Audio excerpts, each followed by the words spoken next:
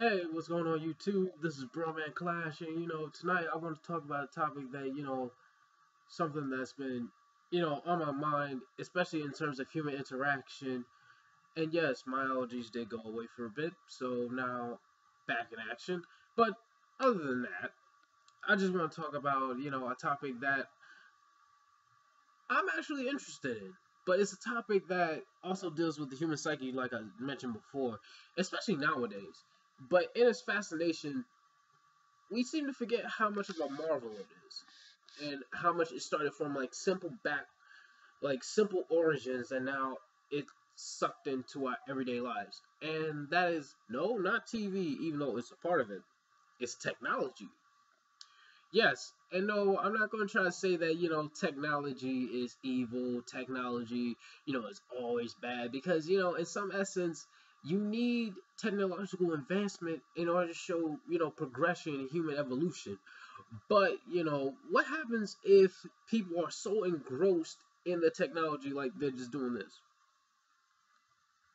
Yeah, baby. Send me them pics.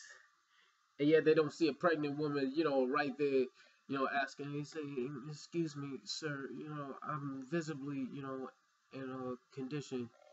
Can you please lend me a seat?" And they just be like, "Bitch, go somewhere else. I'm texting my bitch." Yeah, doing some shit like that.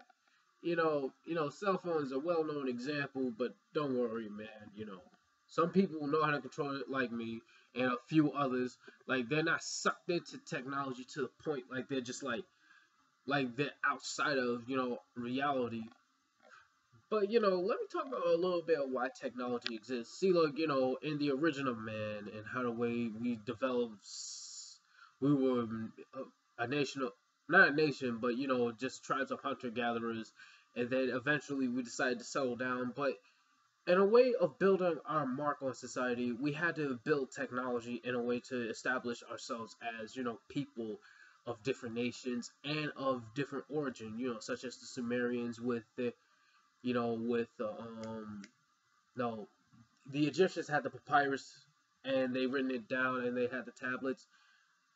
Oh man, what was the? Oh no, wait. Now I remember what's the name of with the Sumerians and what they used in order to write down also Italian numbers. It was the cuneiform. Basically, the cuneiform was not the papyrus where it was used by the Egyptians in order to write down and keep tabs of not only of daily life but also of myths and of teachings. But the cuneiform was also used in the same manner as well, but it was used by the Sumerians, which were considered to be the first people to have a society. Yes, even before the Egyptians. But the cuneiform, and it was the first usage. Well, to some people, some historians, it's the first usage of written form, of written technology. So writing is a bit of a technology in itself, even though some people claim that it's not. Some people say that technology involves building something up. But here's the thing: if you build up a culture, even though it's not like a machine, like how the way the astrolabe back then was used to look at the stars, or to use the that was a telescope. Sorry about that, y'all. But the astrolabe, judging by the name, it helps pinpoint the constellations, stars, and how the way it helps out with astronomical discoveries, and help, and also you know without technology, there also will not be a bit of an advancement in medicine or the discovery of gunpowder, especially with the case of in China, especially when they try to do alchemy, and no, not Full Metal Alchemist, the whole equivalent exchange thing. I remember I said that back in 10th grade, and my chemistry teacher, who was also like my ninth grade living environment teacher, said like, "What are you talking about?"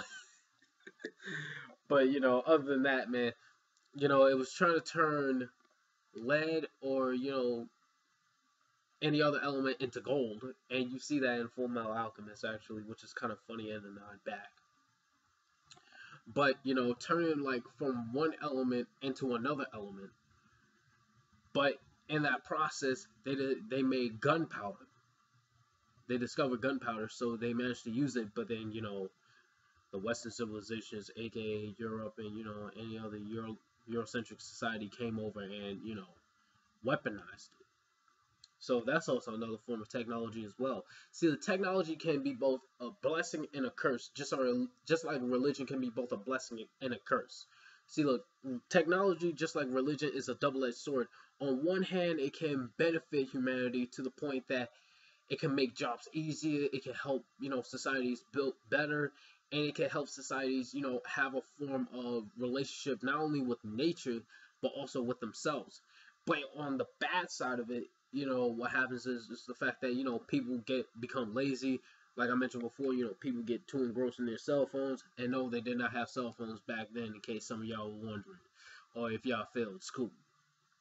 No need to get, I know, no need to get snide.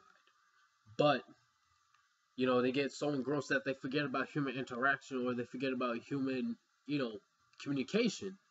Thus, it almost feels as if like technology is also a vice that hampers or hinders, the human discussion, and especially when humanity is, a social a social essence in itself. Now, I know I'm not the one to talk because there were times that I really believed that, what, man, I don't really need anybody to help me, man. I'm sure I got my family, sure I got some of my friends, but truth be told, I realized that, hey, look, they got their own lives, they got their own way of life, and I don't want to interfere with that because I would be a burden to them. So now, here's where things get real interesting with technology, and take that to what I said about, family and friends. Because some people actually do believe that technology is a hampering to like an extreme degree, to the point that they live outside, they live with nature. There's nothing wrong with nature, but you have to remember, just like everything else, everything has a dualistic nature, meaning that they are not exactly. See, you have its beautiful side, then you have its ugly side. And no, don't let the light right here, symbolize anything, because there's a little bit of light right there too. But here's the thing, you know, everything in life has a dualistic nature, but in discovering that duality in nature, thus in living, you have to learn to make a balance of it. You can't have one extreme over the other. Like in certain cases, remember those old cartoons where they showed off technology in the highest form, such as Get Ed, the Jets, the Jetsons. It's very funny because when I looked at those, when I looked at those cartoons, not only I realized that, nature was less in abundance, to the point like technology has, made Earth into not a pristine, not like a pristine balance, but it almost looked too artificial. And to the point that it was artificial to the extent that, there are no trees growing. Thus, how do people breathe? There are no, like, it could be artificial light, even though I know that it's the sun, obviously it's the sun. But it's just that, people are living in the comfort of these, higher up places, and, living in technological advancement to the point that they probably never know what is it like to live with nature, what is it like to see a tree, what is it like to see, a river or a pond, or see, fish, see any kind of, seeing animals basically live in their particular environment and habitat, to the point that, they develop artificial animals, to the point that, even humanity in itself can be a clone, or humanity in itself is just too stable, it's too unstable, even though it looks stable. But put it like this: now, man and nature go hand in hand, but man and technology also go hand in hand. And I mentioned about balance. Now, when I mentioned about the Jetsons, it's the fact that you notice that there is no nature, Maybe there is. Maybe I did miss like a few episodes where they showed off some trees or something. But in all entirety, you notice that there are flying cars. They look all cool and crap. But then you gotta ask yourself, like, wait a minute. Where are the trees? Where's nature? Where the little dog? Oh wait, they do have a little dog, but you know, like it seems that like humanity is becoming much more sparse, and you know, technology becoming growing and growing and growing, and you know, they talking about robots overthrowing humanity and all that crap. That's because in human complacency. In fact, if you know Wally, the movie Wally. If you watch, the Disney Pixar movie, that to me was like a big reminder of that. Technology, in essence, will be the death of human advancement and thus human movement. Because if you notice that majority of the people, they're fat, they're lazy, they don't know what to do, they live on technology. Look at them, they're literally flabbier than goddamn Homer Simpson. They're just like this. Send Eve, send Wally, find that seed. And they literally breathe in, and then the robots taking over and all that crap. That showed no. Instead of taking it literally, like robots taking over, all of humanity and all that crap. Put it like this: the robots taking over represents, human habits or hobbies taking a destructive turn, or making the human beings seem like they're powerless to fight against something, until that one human being who actually understands the balance between hobbies and responsibilities, and then actually is not complacent enough to let everything go, and think that rebellion and know that rebellion is something serious, instead of just taking it as like a simple malfunction. And then taking with technology and all that stuff, and how the way technology, they don't even know what does it mean to live with nature anymore, to the point that they think artificial is the way to go, which is not. But the good side to technology is the fact that like I mentioned before, it helped human advancement. It helped build buildings, especially when building buildings back then was a hand oriented job. But then with machines, it allowed buildings to be built much faster. It allowed roadways to be built at a much faster rate, and then it allowed commerce to be much more productive, and thus allowed people to travel to different places at like greater times. Basically, technology not only hampered human experience but also enhanced it. How they enhanced it? How they enhanced it? Because think about it.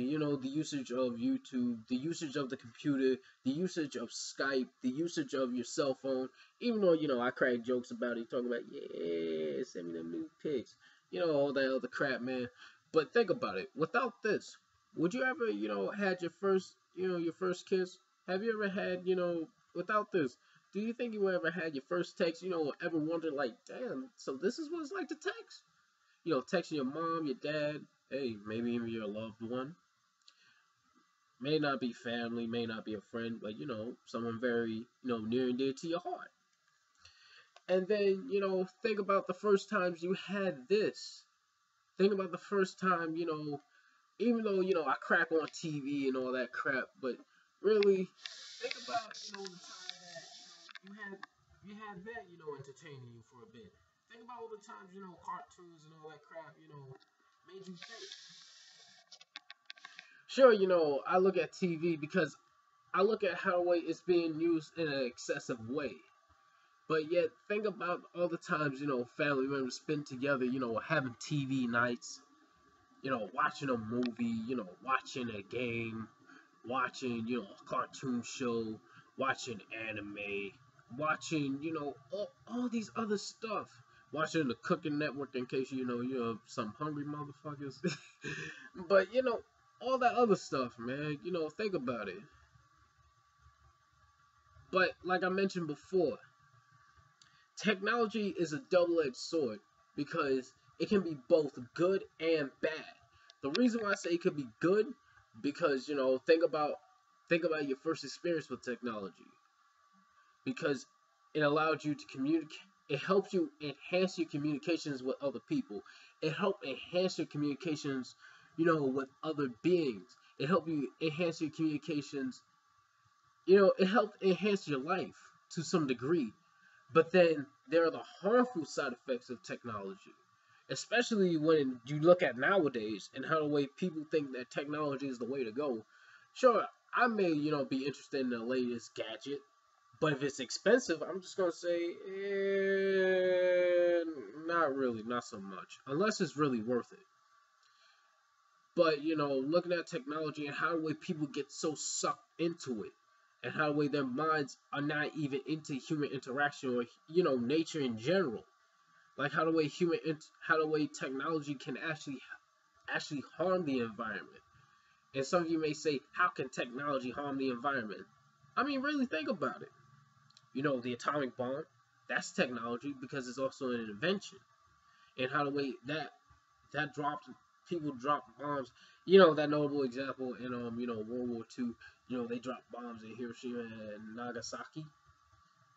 That's also how human lives were also affected by technology right there, and how the way technology polluted the sea, sky, the land, with oil, with oil pipelines, with boats, pumping out sound that's disturbing, fish, when they mate, producing the next generation of fish. And, overall polluting the water in which, all life comes from. Sure, there are people who drown, I nearly drowned like 3 times, so let that be known to you. But screw it. But I'm not afraid of water. How the way there are earthquakes and all that crap. But let me put it like this. See, look, there's an old proverb that goes like this: when we die, our blood becomes the water again, and our flesh and our bones become the earth. Our lungs breathe our last breath, thus it becomes the air, and our warmth becomes the next fire. Well, that's an old saying, but the real pointer was this: that when people die, they become the very same thing that technology taints. And I'm not saying that technology is bad or good, like extremely bad or extremely good, but in any case, if you do it in excess, it's it's not good. Especially when, I mentioned about how the way human interaction and nature can be affected as well. I mean, look at how people, when somebody says, hey, look, when somebody says hello, how are you? How you doing? And yeah, you're on your phone. And say if you're with your partner, or what I mean by partner, some of those who are in the love nest, and they're constantly on their phone like this, and you're trying to talk to them, and you're just like, hey, look, I remember there was like a cartoon I saw on the internet that said, hey, look, if I strap your phone onto my forehead, maybe at least you could pretend to look at me while I'm talking to you. It shows that, technology also hampered human interaction and experience. And don't worry, I play video games myself, so I can understand that. But truth be told, if you do it in excess to the point that reality is nothing but just a big game to you, then in all honesty, guess what happened? You miss out on a lot of things that humanity or life put out for you. Not humanity, but life, and what can happen. But in essence, technology at its core is not bad, but depending on how the way you use it, it can be extremely good or it can be extremely evil. And quite frankly, if you use it in an evil purpose, it is evil. But if you use it for good, it is good. But if you overdo it, and you know what they say, too much of something is bad for you, even if it's good. Even if you try to help out the world too many times, the world will grow complacent and not help itself. And it's something that I remember from Jack 3. And don't worry, after this, it's gonna cut off. But it's something that I remember from Jack 3. Anybody remember the monk scene? Yes, seeing the monk. This is what he said. He said, "How can heroes save the world when they themselves are lost?" Now, some of you may say that only applies to heroes, but think about it like this. If he were to say, "How can people save the world when they themselves are lost?" Now, tell me that does not speak volumes. How can you say that you are human, but yet you're lost in the very same thing that makes you human? Such as reality, living, emotions, and yet you claim that you have no emotions. Bullshit. Overall, technology is not bad, but like I said before, if you use it in excess, it's gonna damage you in some way, shape, or form.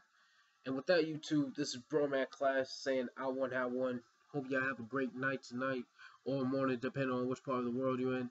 If you like what I say, leave a like and a comment saying that you agree with what I said.